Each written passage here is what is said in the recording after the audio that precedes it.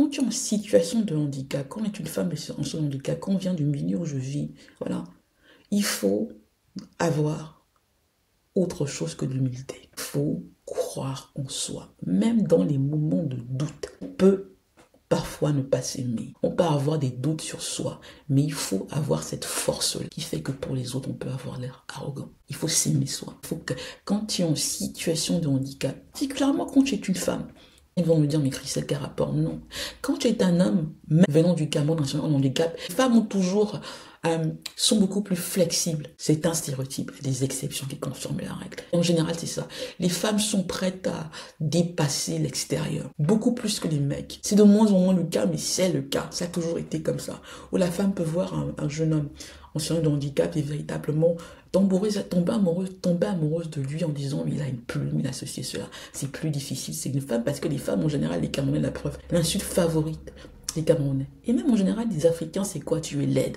Comme si eux, tous les Africains sont beaux. Il n'y a que les femmes africaines qui sont laides. Il n'y a que les femmes africaines qui sont laides. Les femmes africaines savent ça, que même les gens, quand elles ont des relations, des hommes qui ne sont pas africains, il y en a deux. Il y a ceux qui pensent qu'elles seront plus dociles, soumises, et qu'elles feront ce que la femme là de leur pays ou de leur j'aime pas voilà, race. Enfin, il y a ces catégories, des générations des yeux ou des gens qui sont un peu pervers comme ça, qui pensent que même sexuellement la femme africaine sera soumise. Il y a d'autres, il y en a d'autres qui tombent véritablement amoureux et qui sont plus ouverts. Donc il y a les deux. Donc voilà, mais c'est toujours compliqué. Donc je disais pour dire que non, quand tu es comme moi, si tu n'apprends pas à te respecter, tu commences déjà à te respecter, c'est que tu te lèves pas. Ta vie est tellement difficile, ta vie est tellement, il y a tellement l'image des autres, on fait tellement de boucans, voilà, sur ta seule existence. Moi, j'ai grandi comme ça dans un milieu où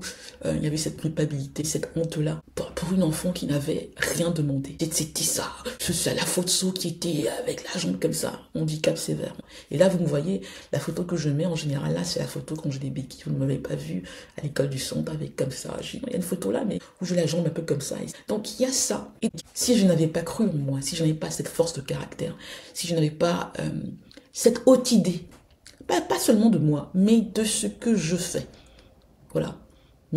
J'aurais commis tellement, voilà, je serais tombée dans des pièges incroyables. J'ai parfois commis des erreurs. Non, très souvent commis des erreurs. Mais je pense que la haute idée que j'avais de moi, le fait que je me suis toujours considérée comme la mère de mon père, m'a aidé à résister à beaucoup de choses.